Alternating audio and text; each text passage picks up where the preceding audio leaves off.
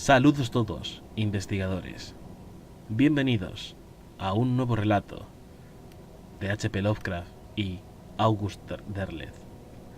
El relato de hoy se titula El día de Wentworth.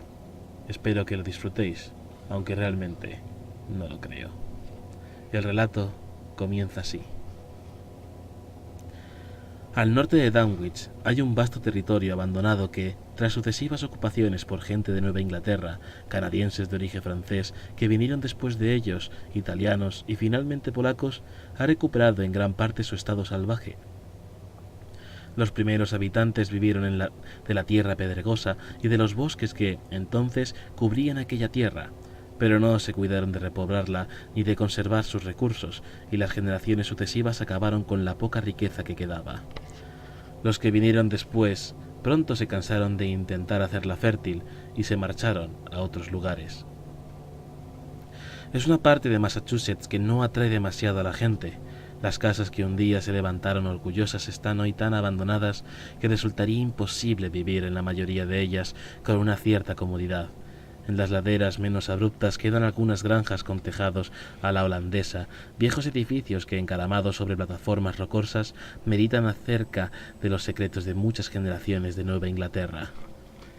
Pero las huellas del abandono se ven por todas partes, en las desmoronadas chimeneas, en las abombadas paredes y en las ventanas rotas de las casas y sus establos. Varias carreteras cruzan aquel territorio, pero nada más desviarse de lo general que atraviesa el gran valle del norte de Dunwich, se encuentra uno con caminos que no son más que senderos, tan poco utilizados como la mayoría de las casas del territorio. Se respira en este lugar una inconfundible atmósfera de vejez y soledad, pero también de maldad. Existen zonas de bosque jamás tocadas por el hacha, existen sombrías cañadas con enredaderas y arroyos sumidos en una oscuridad ininterrumpida, incluso en días de deslumbrante sol. En todo el valle hay pocas señales de vida, aunque existen unos cuantos habitantes recluidos en algunas de las granjas ruinosas. Incluso los halcones que vuelan a lo lejos en las alturas nunca se entretienen demasiado en el lugar, y las grandes bandadas de cuervo atraviesan el valle sin descender en busca de una presa. Hace mucho tiempo tenía fama de ser un territorio en el que se practicaba el Hexray, ceremonias religiosas dedicadas supersticiosamente a las brujas, y aún en la actualidad perdura esa triste fama. No es un territorio para detenerse en el demasiado tiempo, ni tampoco el más apropiado para atravesarlo de noche, pero fue precisamente de noche, en el verano de 1927, cuando hice mi último viaje al valle, a la vuelta de Dunwich, donde había ido a llevar una estufa. No hubiera pasado por la zona situada al norte del pueblo, abandonado de no haber tenido que hacer otra entrega. Y al caer la tarde decidí internarme en el valle en lugar de rodearlo por alcanzar el otro extremo. La poca luz que había alumbrado Dunwich era ya prácticamente nula al llegar al valle, y pronto oscurecería por completo. El cielo estaba nublado por unas nubes muy bajas, casi de la altura de las colinas, de modo que me encontraba, por así decirlo, en una especie de túnel. Muy poca gente transitaba por aquella carretera. Podían tomarse otras para llegar al otro lado del valle, y estaba ésta tan abandonada y los matorrales tan crecidos que pocos conductores arriesgaban a utilizarla. Todo habría ido bien, puesto que la carretera me llevaba en línea recta hasta mi punto de destino, y no había necesidad de abandonar la carretera en general, de no haber sido por dos hechos inesperados. Empezó a llover poco después de dejar Dunwich. Había estado muy nublado durante toda la tarde, y ahora por fin se abrió el cielo y empezó a diluviar. La carretera brillaba bajo las luces de mi coche, y esas luces pronto iluminaron algo más. Había recorrido unas 15 millas cuando me tropecé con una pequeña barrera en la carretera cuya señal me obligaba a desviarme. Más allá de la barrera se podía ver que la carretera estaba tan destrozada y en tan mal estado que era imposible circular por ella. Me desvié con cierto recelo. Si hubiera hecho caso a mi impulso de volver a Dunwich para coger otra carretera, me habría librado de las malditas pesadillas que desde aquella noche de horror me han inquietado. Pero no lo hice. Había recorrido demasiado camino como para perder el tiempo volviendo a Dunwich.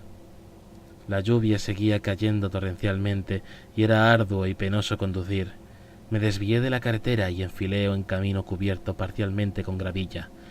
Habían limpiado los bordes y cortado ramas y árboles para hacer transitable el desvío, pero poca cosa habían hecho en la carretera en sí, y a los pocos metros llegué al convencimiento de que iba a tener problemas. La carretera empeoraba progresivamente a causa de la lluvia.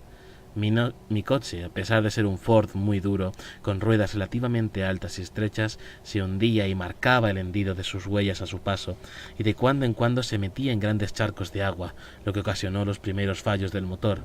Sabía que no pasaría mucho tiempo antes de que el agua entrase en el motor e hiciera que se parase del todo, así que me puse a buscar por los alrededores alguna señal de vida, o por lo menos algún cobijo para el coche y para mí. Conociendo la soledad de este valle, hubiera preferido un establo abandonado, pero en la oscuridad era imposible distinguir algo más que siluetas. Finalmente llegué hasta el pálido recuadro de luz de una ventana, no lejos de la carretera. Los faros del coche me permitieron encontrar el camino que llevaba hasta la casa. Al entrar pasé cerca del buzón con el nombre del dueño toscamente pintado. Estaba algo borroso, pero aún podía leerse: Amos Stark. Los faros del coche iluminaban la vivienda y pude ver que se trataba de una casa antigua, una de esas casas que incluían todo: casa, establo, cocina, en un único bloque, con tejados de diferentes alturas. Afortunadamente, el establo estaba abierto a la intemperie y al no encontrar otro refugio para el coche, lo metí bajo el cobertizo. Esperaba hallar vacas y caballos, pero se percibía una atmósfera de abandono, y no había ni vacas ni caballos, y el heno que impregnaba el ambiente con el aroma de viejos veranos debía de llevar allí varios años. No me entretuve en el establo y me dirigí a la casa a través de la lluvia. Por lo que se podía observar desde el exterior, la casa parecía tan abandonada como el establo. Era de una sola planta, con una galería baja y la entrada. No tardé en descubrir que el suelo estaba lleno de negros agujeros donde una vez hubo tablones de madera. Encontré la puerta y llamé. Durante un largo rato no escuché otro sonido que el de la lluvia que caía sobre el techo de la galería y luego sobre los charcos que había debajo. Golpeé otra vez la puerta y alcé la voz para decir: ¿hay alguien en casa? Entonces una trémula voz que venía del interior preguntó: ¿quién es? Dije que era un vendedor que buscaba guarecerme de la lluvia. La luz empezó a moverse en el interior, al compás de alguien que portaba la lámpara. La ventana se ensombreció y en una línea amarilla cada vez más intensa asomó por debajo de la puerta. Se oyó el sonido de candados y cerrojos, y entonces abrió la puerta y apareció mi anfitrión ante mí con la lámpara en alto. Tenía aspecto de hechicero, con una barba desigual que le cubría el cuello. Llevaba gafas, pero me miraba por encima de ellas. Tenía el pelo blanco y los ojos negros. Al verme, abrió los labios en una especie de sonrisa animal y me enseñó los pocos dientes que tenía. ¿El señor Stark?, pregunté. Le ha pillado la tormenta, me dijo. Pase adentro y séquese. No creo que la lluvia vaya a durar mucho. Le seguí hacia el cuarto interior, desde donde se había dirigido a la entrada. Primero había cerrado la puerta con candados y cerrojos, cosa que me llenó de inquietud. Debió de haber notado mi mirada inquisitiva, puesto que tras depositar la lámpara sobre un libro que había en la mesa de la habitación, se dio la vuelta y dijo con una risotada fría: «Es el día de Nahum Wentworth. Pensé que sería Nahum». La risotada decayó hasta convertirse en espectro de una risa. «No, señor, mi nombre es Fred Hadley. Soy de Boston». «Y no he estado nunca en Boston», dijo Stark. «Nunca he ido más allá de Arkham. El trabajo de la tierra me retiene aquí. Me he tomado la libertad de dejar el coche debajo de su cobertizo. Espero que no le importe». «A las vacas no les importará», se rió de su propia broma, pues sabía perfectamente que no había vacas en su establo. Yo no conduciría a uno de sus cacharros de ahora, pero ustedes, la gente de ciudad, ya se sabe, no pueden vivir sin automóvil. No me imaginaba que se me notase que era un hombre de ciudad, dije, con ánimo de seguirle la corriente. Puedo distinguir a un hombre de ciudad al primer golpe de vista. De vez en cuando se instala alguno en el distrito, pero pronto se van. Supongo que esto no les gusta. Nunca he estado en una gran ciudad. De todas maneras, creo que no me gustaría. Siguió divagando de esa forma durante tanto tiempo que pude dedicar mi atención a observar cuánto me rodeaba y hacer una especie de inventario de la habitación. Por aquel entonces, cuando no me hallaba al volante de la carretera, pasaba el tiempo en el almacén de Boston, y había pocos con tanta práctica como yo para inventariar cuanto veía, de modo que no me llevó tiempo hacer el inventario de la habitación de Amos Stark y ver que estaba llena de cosas con un anticuario pagaría bien. Había muebles de hacía casi 2 siglos, si no me equivocaba, y bonitos adornos, cristalería y porcelana de Haviland en un rincón, y había piezas hechas a mano, badilas y tinteros de madera con tapón de corcho, candelabros, un atril, como aquellas que se encontraban en las casas de Nueva Inglaterra de hace varias décadas, lo que también evidenciaba que la casa se mantenía en pie desde hacía muchos años. ¿Vive usted solo, señor Stark?, le preguntó interrumpiéndole. Ahora sí. Antes estaba Molly Dewey. Abel se fue cuando era un niño, y Ella murió de una pulmonía. Estoy solo desde hace cerca de 7 años. Mientras hablaba pude observar en él un aire de espera, como si estuviera pendiente de algo. Parecía estar constantemente a la escucha de algún sonido distinto del de la lluvia. Pero no se oía nada. Solo el crepitante ruido de un ratón que mordisqueaba en alguna parte de la vieja casa. Nada más que eso, y la incesante lluvia. Él seguía escuchando con la cabeza ligeramente inclinada, los ojos empequeñecidos como si le molestase la luz de la lámpara. En su cabeza brillaba la calva de la coronilla, rodeada de un estrecho círculo de pelo blanco y alborotado. Tendría unos 80 años, quizá eran solo 60 y la vida de reclusión le había avejentado. ¿No vio a nadie en la carretera?, preguntó de repente. De Dunwich aquí no me tropecé con nadie. Cerca de 17 millas, creo. Media milla, más o menos, dijo, y empezó de nuevo con sus risotadas, mostrando un regocijo que ya no podía contener. Hoy es el día de Wentworth, Nahum Wentworth. Sus ojos se empequeñecieron de nuevo por un instante. ¿Has sido vendedor de esta zona durante mucho tiempo?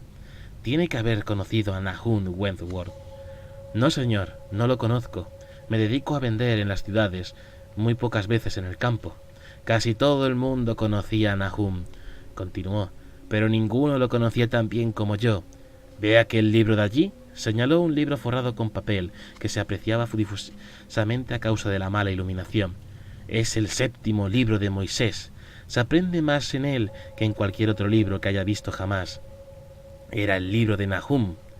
Se rió de algún recuerdo y prosiguió. Oh, ese Nahum era un tipo extraño, y además malo y mezquino. No me explico cómo no llegó a conocerle. Le aseguré que nunca, hasta entonces, había oído hablar de Nahum Wentworth.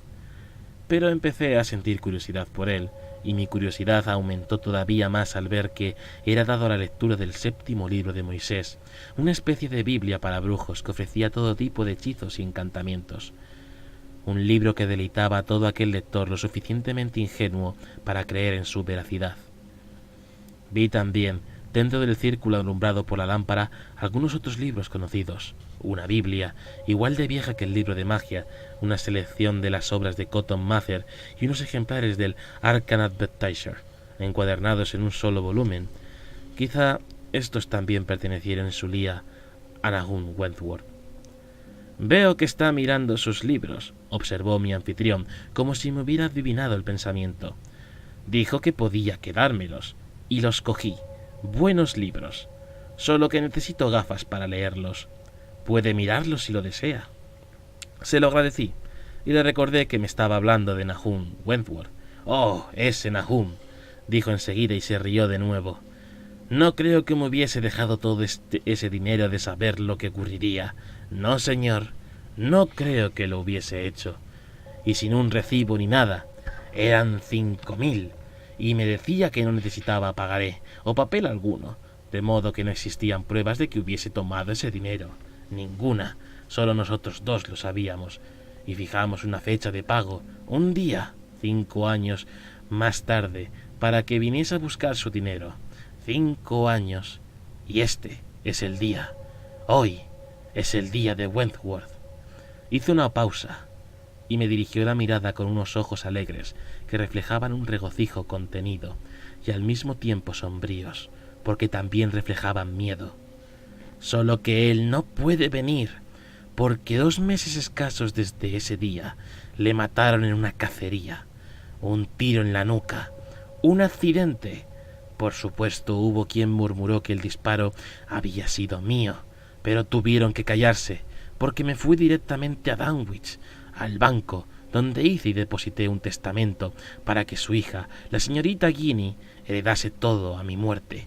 Y no fue un testamento secreto, se lo hice saber a todos para que dejasen de hablar tanta tontería. ¿Y el préstamo? No pude evitar la pregunta.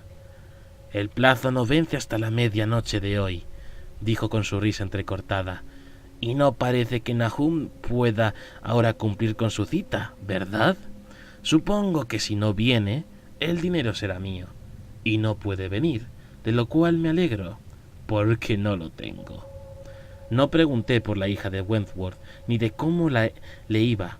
A decir verdad, comenzaba a sentir el cansancio del día, después de tantas horas de coche y de lluvia. Mi anfitrión debió de notarlo, pues se calló, me observó, y luego me preguntó, después de una pausa que me pareció bastante larga: «¿Tiene mala cara? ¿Está cansado?» «Me temo que sí, pero me marcharé en cuanto amaine un poco la tormenta. Le diré una cosa, no tiene necesidad de quedarse aquí sentado escuchándome. Le daré otra lámpara, y puede ir a recostarse en el sofá que hay en la otra habitación. Si deja de llover, le llamaré. No quiero quitarle su cama, señor Stark. Me acuesto tarde por las noches», dijo. Habría sido inútil protestar. Se había puesto de pie para encender otra lámpara de petróleo, y minutos después me llevaba a la habitación donde estaba el sofá. De paso cogí el 7º libro de Moisés, movido por la curiosidad de las maravillosas cosas que, según había oído contar, en él se hallaba. Aunque mi anfitrión me miró de un modo extraño, no hizo ninguna objeción, y volvió a su mecedora de mimbre en el cuarto de al lado, sin importunarme. Afuera seguía lloviendo torrencialmente. Me acomodé en el sofá, un mueble anticuado, cubierto con una extraña pieza de cuero y con un respaldo alto. Acerqué más la lámpara, porque su luz era muy tenue, y empecé a leer el 7º libro de Moisés. Pronto me di cuenta de que era un interesante batiburrillo de hechizos y conjuros que apelaban a príncipes de los infiernos como Aziel, Mefistófeles, Marbuel, Barbuel, Aniquel y otros. Los hechizos eran de varios tipos, unos para curar enfermedades, otros para conceder deseos, algunos con objetos de alcanzar el éxito en las empresas y otros para vengarse de los enemigos. A menudo se prevenía al lector de lo maléfico de algunas expresiones, con tanta insistencia que quizá por ello precisamente tomé nota de la peor de ellas, a la vez la que más me llamó la atención. «Ahí la Jimel Adonai, amará Zabaoth Kadas de Jai Jaralius», que era nada menos que el hechizo para reunir a todos los demonios y espíritus o para revivir a los muertos.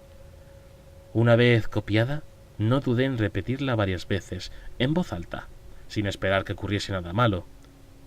Y así fue. Cerré el libro y miré el reloj.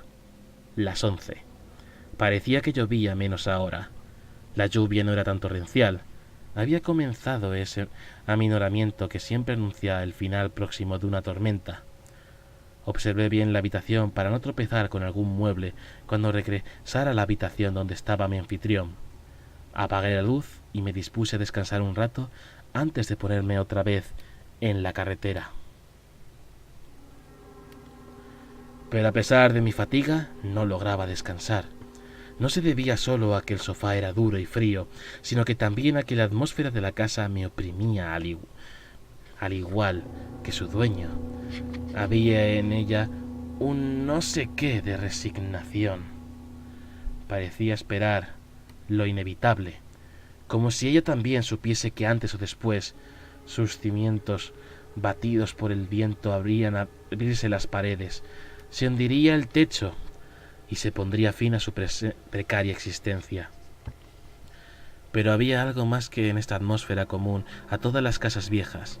Era una resignación mezclada con aprensión, la misma aprensión que había hecho titubear al viejo Amos Stark. Cuando llamé a la puerta, y pronto me encontré escuchando, al igual que Stark, algo más que aquel goteo de la lluvia menguante y aquel incesante roer de los ratones. Mi anfitrión no se estaba quieto. A cada rato se levantaba de la silla. Le oía deslizarse de un lado a otro, ahora la ventana, ahora la puerta. Iba a mirarlas, se aseguraba de que estaban cerradas y volvía a sentarse. Algunas veces murmuraban entre dientes. Quizás había vivido demasiado tiempo solo y había caído en el hábito común de las personas solitarias de hablar consigo mismo. Casi todo lo que decía era incomprensible, apenas audible, pero en un momento dado logré captar algunas palabras. Me di cuenta entonces de que una de las cosas que preocupaba su mente eran los intereses del préstamo que debía a Nahum Wentworth, caso de que fueran reclamados. $150 al año vienen a ser 750, decía en un tono que denotaba espanto. Añadió algo más respecto a lo mismo, y luego algunas palabras sueltas que me preocuparon más de lo que estaba dispuesto a admitir. Después de atar ciertos cabos, algo que había dicho el viejo me resultaba incómodo, y sin embargo no había dicho nada más que «me caí». Había farfullado, y después siguieron una o dos frases más sin sentido. Eso fue todo, y de nuevo una retahíla de palabras incomprensibles. «Se disparó en un santiamén». Más palabras sin sentido o inaudibles. No sabía que apuntaba a Nahum. A continuación farfulló otra vez sin que se le entendiese nada. Quizá el viejo le aguijoneaba su conciencia. En verdad, la triste resignación de la casa era suficiente para invitar al viejo a rememorar sus más negros recuerdos. ¿Por qué no habría seguido a los otros habitantes del valle cuando se marcharon de aquel territorio? ¿Qué le había impedido hacerlo? Había dicho que estaba solo, y por supuesto estaba solo en el mundo al igual que en la casa. De otro modo, no habría habido razón alguna para convertir a la hija de Nahum Wentworth en su heredera. Sus zapatillas se arrastraban por el suelo, sus dedos removían papeles. Fuera, los pájaros engañapastores empezaban a oírse, señal de que en algunas partes del cielo empezaban a clarear. Y pronto sonó una algarabía de ellos, suficientes para ensordecer a un hombre. Escuché a mi anfitrión. «Oiga a los engañapastores, están llamando a un alma. Clem Watherley se está muriendo». Al disminuir el ruido de la lluvia, el de los engañapastores aumentaba en volumen. Todo pronto me adormecí y caí en un leve sueño. Me aproximo a una parte de mi historia que me hace poner en duda la fidelidad de mis sentidos, puesto que al mirar hacia atrás pienso que algo así es imposible que ocurra. Muchas veces, ahora, pasados los años, pienso que si no habrá sido todo un sueño, pero conservo aún algunos recortes de periódicos que prueban que no ha sido así, recortes que hablan de Amos Stark, de su legado a Jenny Wentworth, y lo más extraño de todo, del infernal destrozo de una tumba medio olvidada en una colina de aquel valle maldito. No había dormido mucho cuando de pronto me desperté. Había dejado de llover, pero los engañapastores se habían acercado a la casa y su algarabía era ensordecedora. Algunos de los pájaros estaban debajo de la ventana donde me encontraba, y el techo de la galería debía de estar cubierto por esas criaturas nocturnas. No cabe duda de que fue su clamor el que me despertó de ese ligero sueño en el que había caído. Esperé un momento a despabilarme, y luego me incorporé. Había dejado de llover y me sería más fácil conducir. Ya no corría peligro de pararse el motor de mi coche. Pero nada más ponerme en pie, alguien golpeó la puerta de la calle. Me senté, inmóvil, sin hacer ruido, y sin escuchar ningún ruido de la otra habitación. Golpearon de nuevo, esta vez con más fuerza. «¿Quién es?», preguntó Stark. No hubo respuesta. Vi moverse una luz y pude escuchar la triunfante exclamación de Stark. «¡Ya ha pasado la medianoche!».